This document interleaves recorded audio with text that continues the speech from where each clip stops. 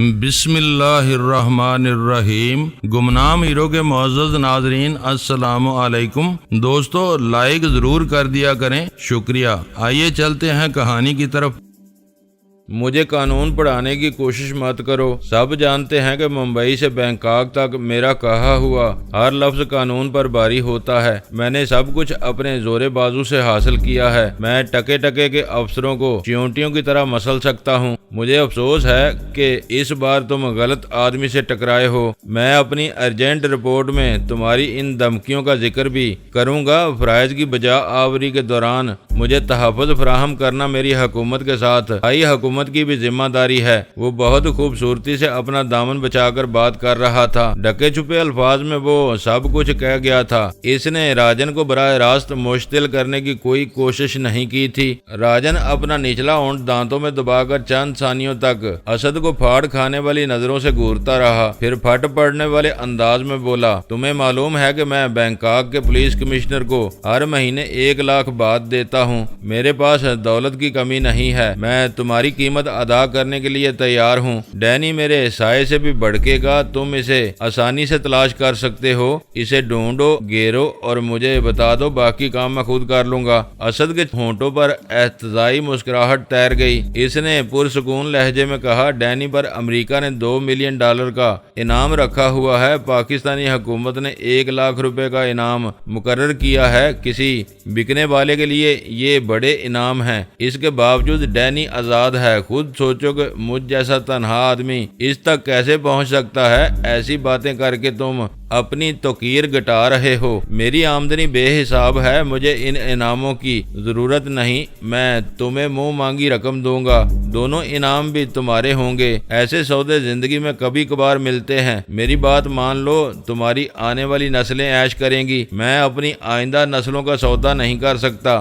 اسد نے ایک جھٹکے سے اپنی جگہ چھوڑ دی۔ تم فوری طور پر میری واپسی کا بندوبست کرو، بیٹھ جاؤ۔ اس نے اپنا ہاتھ فضا میں جھٹک کر سختی سے کہا، میں گھر میں بلائے ہوئے کسی آدمی پر ہاتھ نہیں اٹھاتا۔ میں تمہیں سولی نہیں لگاؤں گا، بیٹھ کر اطمینان سے بات کرو، میں تمہیں جانے سے نہیں روکوں گا۔ اسد نے بادل نخواستہ صوفے پر دوبارہ بیٹھتے ہوئے کہا، مجھے یہ اندازہ ہوتا کہ تم میرے دام لگانے کی کوشش کرو گے تو میں تمہارے آدمی سے معذرت کر لیتا، ہرگز یہاں نہ آتا۔ تم گھر بلا کر میری توہین کر رہے ہو۔ میں یہ محسوس کر رہا تھا کہ اسد کی طرح راجن بھی اپنا دامن بچا کر بات کر رہا تھا۔ اس نے پاکستان میں اپنے کئی دوستوں کی زندگیاں برباد ہونے کا تذکرہ کیا، لیکن بھول کر بھی سوبراج کا نام اپنی زبان پر نہیں لایا تھا۔ اس نے سوبراج کی موت کو چھپایا تھا، اس وقت بھی وہ اس کا نام درمیان میں لانے سے گریز کر رہا تھا۔ تمہیں معلوم ہے کہ انسان کی زندگی کتنی حقیر اور بے وقت ہے۔ اس نے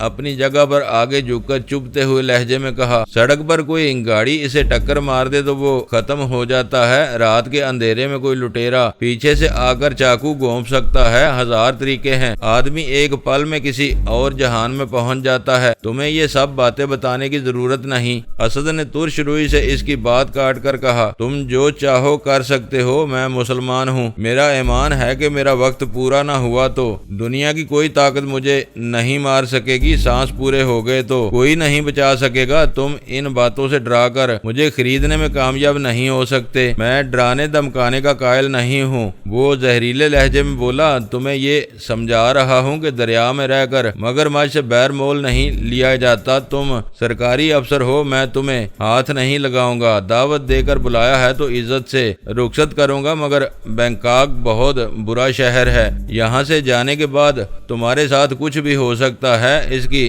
ذمہ داری مجھ پر نہیں ہوگی۔ میں اس کا جواب دے چکا ہوں۔ میں ڈینی کو نہیں جانتا، مجھے نہیں معلوم کہ وہ بینکاک آیا ہوا ہے۔ تم اس شہر کے بارسوخ اور نامور آدمی ہو، وہ یہاں ہے تو تم خود اسے تلاش کر لو۔ تم کیوں خاموش ہو؟ وہ اچانک مجھ سے مخاطب ہو گیا، تم نے مجھے بدتمیز قرار دے کر خاموش کرایا ہے۔ میں نے اداسی سے کہا، میں حکم کی تعمیل کر رہا ہوں، اجازت ہوگی تو بولنا شروع کر دوں گا۔ میرے جواب پر وہ اپنی جگہ پر بال کھا کر رہ گیا۔ مجھے اسے گھورتا رہا، پھر ترش لہجے میں بولا، تم نے سب باتیں سنی ہیں، کیا اسد سمجھداری سے کام لے رہا ہے؟ اسد بکنے والا آدمی نہیں ہے، اس کے دام لگا کر تم نے اسے بھڑکا دیا ہے۔ سیدھی بات کرتے تو یہ ڈینی کی تلاش میں تمہاری مدد کر سکتا تھا، یہ اسے پسند نہیں کرتا۔ مجھ سے غلطی ہو گئی ہے تو اب تم اسے سمجھانے کی کوشش کرو، بے سود کوشش سے کیا حاصل ہوگا؟ تم نے بات بگاڑ دی ہے۔ یہ تمہاری غلط فہمی ہے کہ ڈینی کو پاکستانی ایجنسیوں نے پالا ہوا ہے، وہ بدماش اور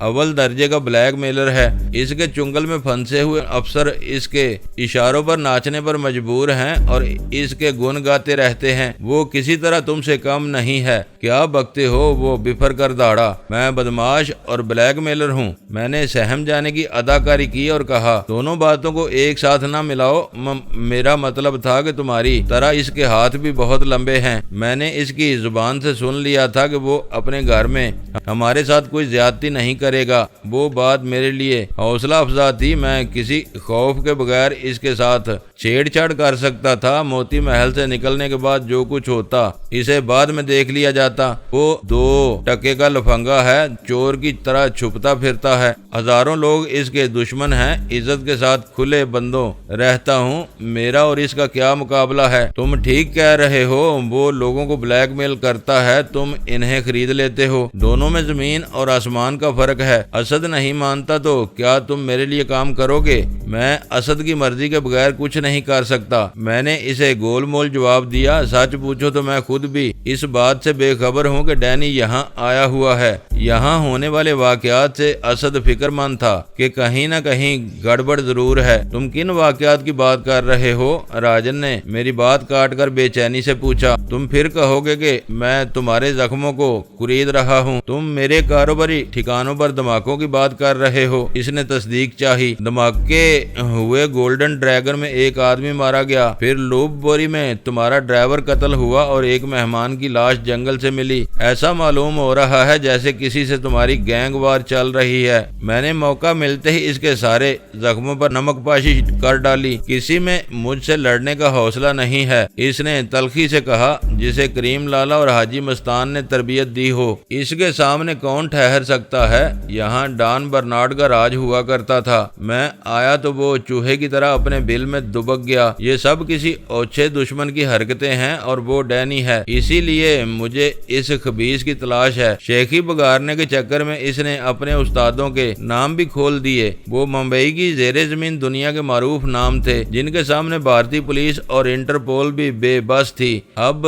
سمجھ میں آیا کہ تم نے ہمیں کیوں بلایا ہے۔ ڈینی تمہیں دکھ دے رہا ہے اور تمہاری دسترس سے باہر ہے۔ تم چاہتے ہو کہ ہم اسے پکڑ لیں۔ میں نے احمقانہ انداز میں سر ہلا کر کہا، یہ بات اسد کو بھی سمجھ لینی چاہیے، چاہو تو میں تمہیں وقت دے سکتا ہوں۔ اس نے باری باری ہم دونوں کی طرف دیکھتے ہوئے کہا۔ میری زبان سے اپنے ناکامیوں کا ذکر سننے کے بعد اس کا ابتدائی دم خم رخصت ہو چکا تھا۔ اس کے تاریک چہرے پر اشتعال کی جگہ فکر و تشویش نے ڈیرے ڈال دیے تھے۔ اپنی طرف سے وقت دینے کی پیشکش کر کے اس نے میرا دل خوش کر دیا۔ اس وقت میں خود بھی یہی چاہ رہا تھا۔ راجن سے ہمارا آمنا سامنا ہو گیا، کھل کر باتیں ہو گئی۔ اس کے بعد اسد کو پاکستان لوٹ جانا تھا۔ اس کی واپسی پر راجن اپنا سر پیٹ کر رہ جاتا۔ اس کے لیے میری حیثیت اسد کے معاون سے زیادہ نہیں تھی۔ بینکاک میں سینکڑوں پرجوش پاکستانی رہ رہے تھے جو وطن سے دوری کے باعث ہر وقت اپنے ملک کے لیے کچھ کر گزرنے کے جذبے سے سرشار رہتے تھے۔ راجن نے مجھے ان میں سے سمجھ لیا تھا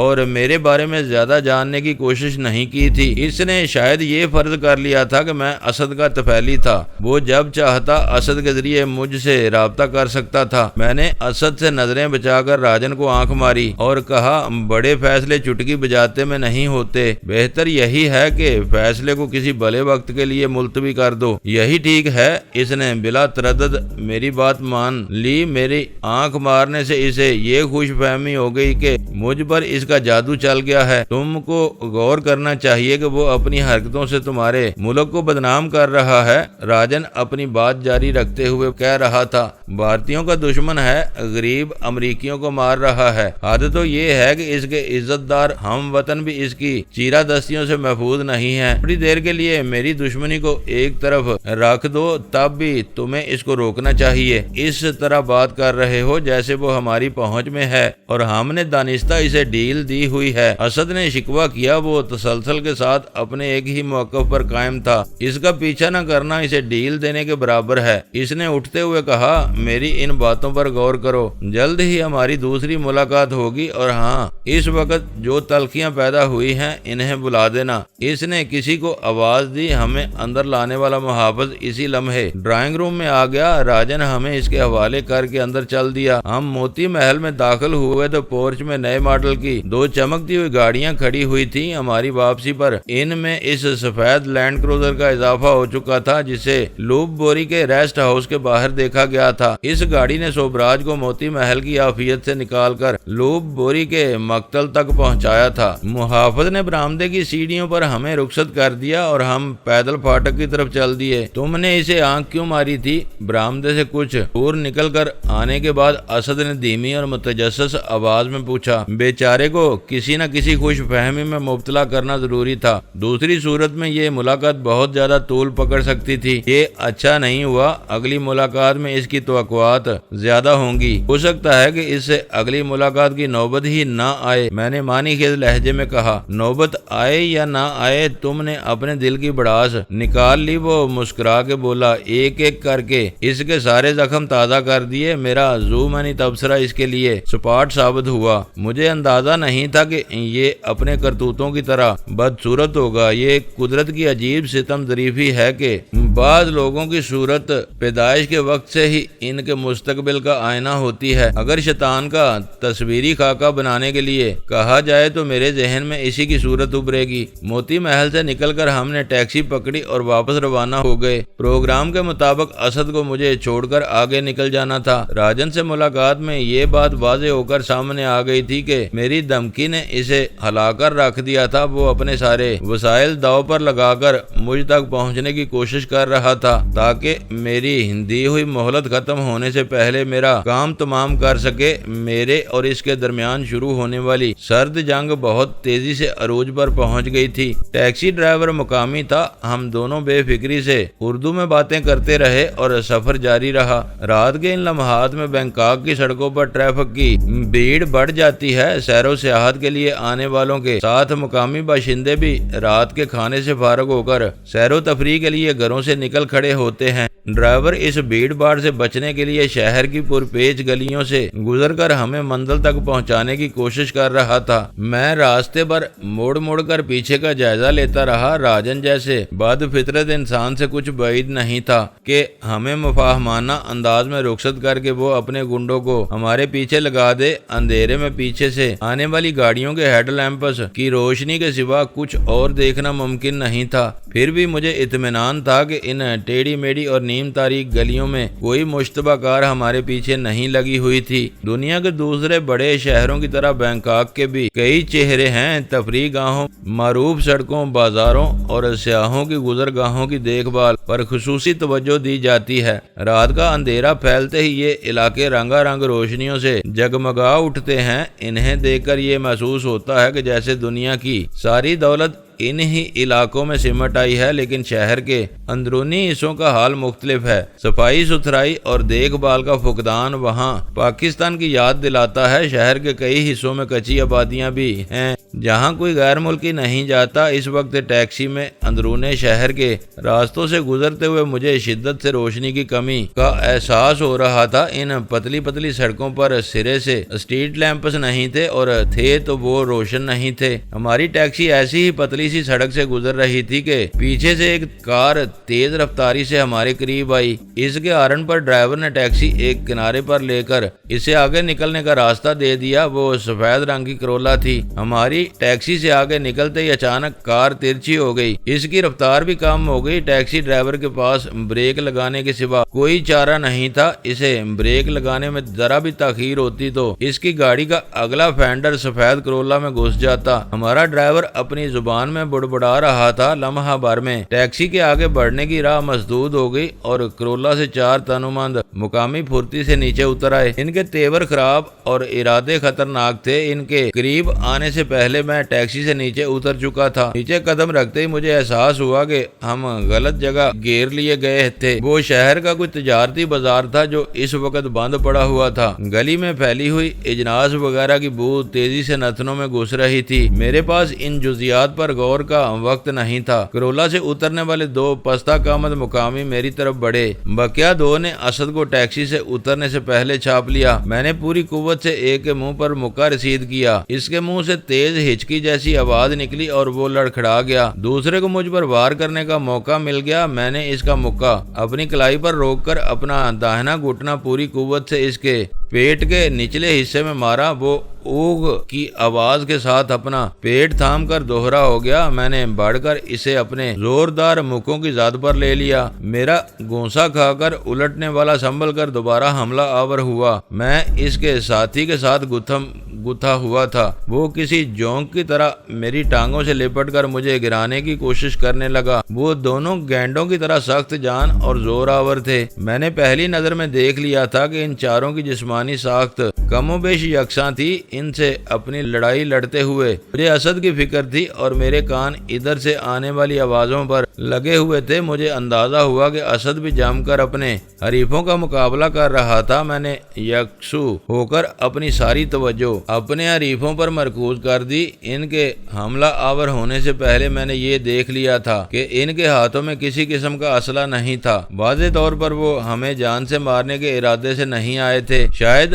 راجن نے انہیں ہماری ٹھکائی کرنے کے لیے ہمارے پیچھے روانہ کیا تھا۔ میں نے اپنے جسم کو بال دے کر ذرا سی گنجائش پیدا کی اور اپنے سامنے والے کے چہرے پر شدید ٹکر رسید کر دی۔ وہ کرا کر لڑکھڑایا۔ اس کے بوجھ کے نیچے دبتے ہی دوسرے آدمی کی گرفت کمزور ہو گئی۔ اپنی پنڈلیوں کو ذرا سی آزادی ملتے ہی میں نے نیچے جھکے ہوئے حریف پر اندھا دھند گھٹنے کی ضرب لگائی جو میری خوش قسمتی سے اس کے چہرے پر پڑی اور مجھے ان دونوں کی گرفت سے آزاد ہونے کا موقع مل گیا۔ میری ٹکر کھانے والی کی پیشانی اور ناک خون سے رنگین ہو چکی تھی۔ اس کے خون کی چپچپاہٹ میں اپنی پیشانی پر محسوس کر رہا تھا۔ میں نے قدرے پیچھے سرک کر پختہ سڑک پر اپنے قدم جمائے اور ان دونوں کو بیک وقت اپنے مکوں کی زاد میں لے لیا۔ اس دھینگا مشتی میں ہم گاڑیوں سے کچھ دور ہٹ گئے تھے۔ ہمارا ٹیکسی ڈرائیور اچانک ہونے والے تصادم سے دہشت زدہ ہو گیا تھا۔ موقع ملتے ہی اس نے ٹیکسی ریورس کی اور اپنے کرائے وغیرہ کی پرواہ کیے بغیر وہاں سے فرار ہو گیا۔ اس وقت تک میرے دونوں حریف مجھے کوئی ضرب لگانے میں کامیاب نہیں ہو سکے تھے۔ وہ اپنی عددی برتری اور طاقت کے گمانڈ میں اندھا دھند حملہ آور ہوئے تھے۔ نتیجہ ان کے خون آلود چہروں سے صاف ظاہر ہو رہا تھا۔ وہ دو تھے اور 4 ہاتھوں سے حملہ آور ہو رہے تھے۔ مکے بازی کے اس مقابلے میں میرے جبڑے پر 2 چوٹیں آئی تو میں ہل کر رہ گیا۔ وہاں دور دور تک بیچ بچاؤ کرانے والے کسی متنفس کا پتہ نہیں تھا۔ وہ مقابلہ طول پکڑتا جا رہا تھا۔ ان میں سے ایک نے میرے دوسرے جبڑے کا نشانہ لے کر مکہ چلایا۔ میں نے اپنے جسم کو پھرتی سے پیچھے سمیٹ کر اس ضرب سے بچا لیا۔ حملہ آور اپنی جونک میں جیسے ہی آگے جھکا میں نے اس کی بائیں کنپٹی پر اپنی پوری قوت سے ایک گونسا رسید کیا اور وہ تیورا کر وہیں ڈیر ہو گیا۔ اپنے ساتھی کا حشر دیکھ کر دوسرے کے پیر اکھڑ گئے۔ وہ ایک پر ایک کا مقابلہ تھا۔ اسے اپنا انجام سامنے نظر آ رہا تھا۔ ایک مرتبہ میں نے جو ہی اسے جھکائی دی وہ مجھ پر دوسرا حملہ کرنے کی بجائے پلٹ کر پوری قوت سے بھاگ کھڑا ہوا۔ میں نے بھی غیر ارادی طور پر اس کے پیچھے دوڑ لگا دی۔ اس وقت میرے دماغ پر مارنے یا مر جانے کا جنون سوار ہو چکا تھا۔ بھاگنے والے کی رفتار بہت تیز تھی۔ اپنے بھاری وجود کے ساتھ وہ سبک رفتاری سے دوڑ رہا تھا اور لمحہ بے لمحہ ہمارا درمیانی فاصلہ بڑھتا جا رہا تھا۔ میں نے محسوس کیا کہ میں اپنی پوری طاقت صرف کر کے بھی اسے نہیں پکڑ سکوں گا۔ میرے سر پر اسد کی فکر بھی سوار تھی۔ میں تیزی سے واپس ہو لیا۔ میں واپس لوٹا تو میرا گونسا کھا کر تیورانے والا غائب تھا۔ موقع غنیمت جان کر وہ خاموشی سے کہیں کھسک گیا تھا۔ دوسری طرف اسد ان دونوں سے اپنے بچاؤ کی جان توڑ کوششوں میں مصروف تھا۔ میں بگوڑوں کی فکر چھوڑ کر اسد کی مدد کو پہنچ گیا۔ ان تینوں کے چہرے بری طرح سوجے ہوئے تھے۔ اسد ان سے پٹا ضرور تھا لیکن اس نے بھی ان دونوں کو بہت بے رحمی سے ادھیڑا تھا۔ میں نے جاتے ہی ان میں سے ایک کو کمر سے پکڑ کر